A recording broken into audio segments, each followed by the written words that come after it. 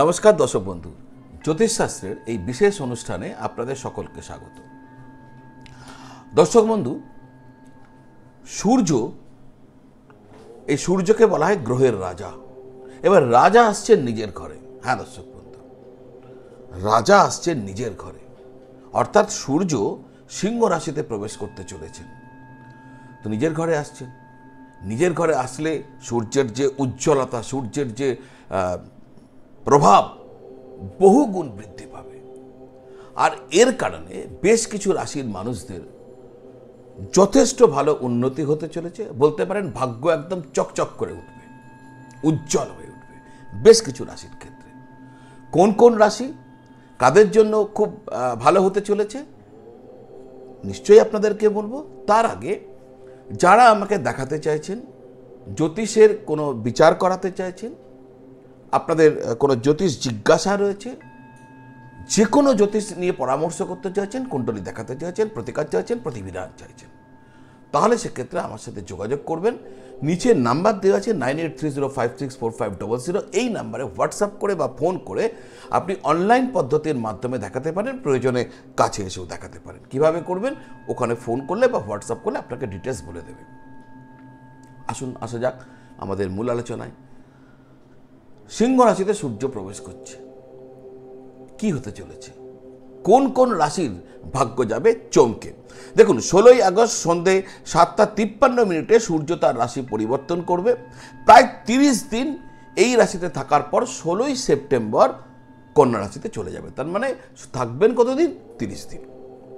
এই যে সময়কাল খুব ছোট হতে পারে, কিন্তু এই 30 দিন অনেক, এক মাস, এই যে স্প্যান বেশ কিছু মানুষের জন্য স্বর্ণিম সময় নিয়ে চলে আসবে, গোল্ডেন অপরচুনিটি আনবে বেশ কিছু মানুষদের জন্য। কারণ আমি আগেই বলেছি, রাশিচক্রের রাজা হচ্ছে সূর্য, আর রাজা আসছেন নিজের ঘরে। সব থেকে কমফোর্ট অবস্থায় থাকবে সূর্য, আর সূর্য হচ্ছে গ্রহের রাজা। দর্শক বন্ধু, যে রাশি প্রচুর লাভবান হতে চলেছে তার মধ্যে রয়েছে প্রথমে মেষ রাশি। রাশিচক্রের পঞ্চম ভাবে সূর্যের উপস্থিতি সঠিক নির্ণয় নিতে আপনাকে সাহায্য করবে। আপনি বেস্ট নির্ণয় নেবেন। দর্শক বন্ধু, যে পারফেক্ট নির্ণয় নেয় তার কিন্তু অন্যদিকেও আটকাতে পারে না, আর যে ভুল নির্ণয় নয় স্বাভাবিকভাবেই সব ক্ষেত্রে পেছিয়ে পড়ে। তা আপনার নির্ণয়, এই যে সময়কাল, এই সময়কালে আপনার নির্ণয় দুর্দান্ত হবে, আর আপনি যথেষ্ট ভালো আপনার জীবনে এর প্রভাব আপনি ভোগ করবেন।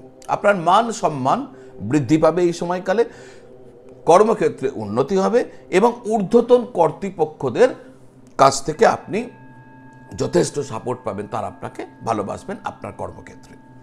আসা যাক তুলা রাশি। এরপরে যে রাশিটা আমি বলেছি, সব রাশি নয় কিন্তু দর্শক বন্ধু, বেশ কিছু কয়েকটা রাশি রয়েছে যাদের ভাগ্য যাবে উজ্জ্বল হয়ে, ভাগ্য চকচক করবে।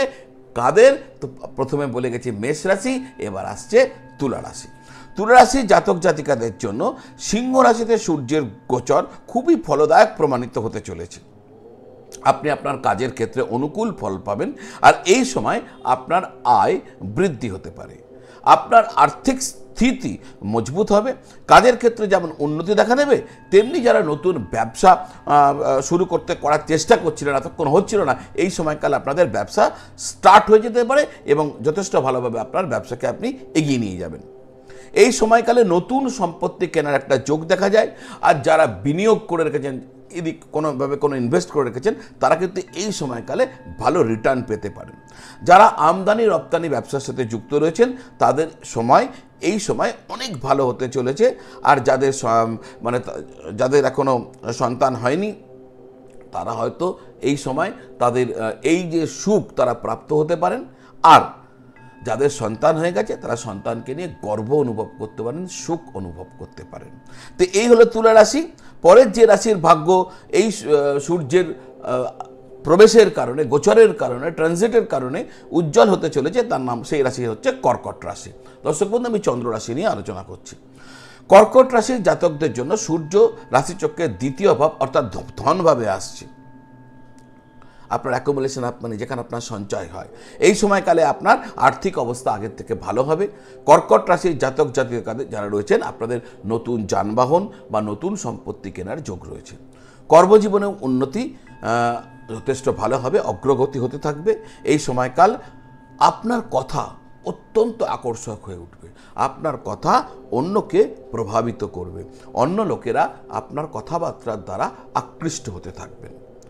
পরের যে রাশি সূর্যের এই গোচরের কারণে লাভবান হতে চলেছে সেটি হচ্ছে ধনুরাশি। আপনারা যারা ধনুরাশির মানুষজন রয়েছেন তাদের জন্য আপনাদের ক্ষেত্রে সূর্য আপনার রাশিচক্রের নবম ভাব অর্থাৎ ভাগ্যভাবে গোচর করছে, ফলে আপনার ভাগ্যভাগ শক্তিশালী হয়ে উঠবে। এই সময়কালে ভাগ্য আপনাকে প্রতি ক্ষেত্রে সাহায্য করবে। যারা চাকরি বা কাজের সন্ধান করছেন এই সময়কালে চাকরি পেয়ে যেতে পারেন বা এই ধরনের কোনো সুযোগ আপনার চলে আসতে পারে। কর্মরত ব্যক্তিরা তাদের কর্মজীবনের ক্ষেত্রে ভালো পরিবর্তন অনুভব করতে পারেন। ব্যবসায়ীদের ক্ষেত্রে এই সময়কাল আয় বৃদ্ধির হবার সম্ভাবনা যথেষ্ট রয়েছে। যদি আপনার রাশিচক্রে রবি গ্রহ দুর্বল হয়ে থাকে তাহলে আপনাকে আমি বলবো বেশ কিছু উপায় এখন আমি বলবো যে উপায়গুলো করতে পারেন। এই যে আমি বলে গেলাম এত ভালো ভালো কথা, অনেকের ক্ষেত্রে হয়তো এত ভালো নাও হতে পারে, কারণ তার রাশিচক্রের কুণ্ডলিতে ন্যাটাল চার্টে রবি হয়তো খারাপ বা তার দশা হয়তো ভালো চলছে না, সেক্ষেত্রে এই এতগুলো পাওয়া যাবে না। তবে এটা একটা ট্রেন্ড। যদি আপনার রবি গ্রহ রাশিচক্রে আপনার কুণ্ডলিতে ভালো না হয়ে থাকে তাহলে বেশ কিছু সরল সোজা উপায় বলছি, সেগুলো যদি আপনি করেন তাহলে নিশ্চিত আপনি লাভবান হবেন। কি করবেন? আপনি রবিবার বাদ দিয়ে প্রতিদিন তুলসী গাছে জল দেবেন। রবিবারটা বাদ দিয়ে প্রতিদিন তুলসী গাছে জল দেবেন। রবিবার দিনে যদি আপনার পক্ষে সম্ভব হয় তাহলে গরিব অভাবী ব্যক্তিদেরকে গম গুড় এটা দান করবেন। যাদের অভাব রয়েছে, অভাবী ব্যক্তি বা দরিদ্র ব্যক্তি যাদেরকে আমরা বলি, তাদেরকে গম আর গুড় দান করবেন। যদি সেরকম আপনি সন্ধানে পাচ্ছেন না, আপনার সামনে নেই, সেই দেখতে পাচ্ছেন না, তাহলে আপনি মন্দিরেও দান করতে পারেন।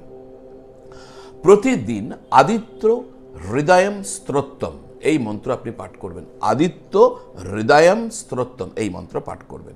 আর হ্যাঁ, প্রতিদিন সূর্যকে জল অর্ঘ্য দেবেন। যখন সূর্য উঠছে সেই সময় জল অর্ঘ্য দিন। এই যে 30 দিন আপনার জন্য অত্যন্ত মঙ্গলময় হতে চলেছে।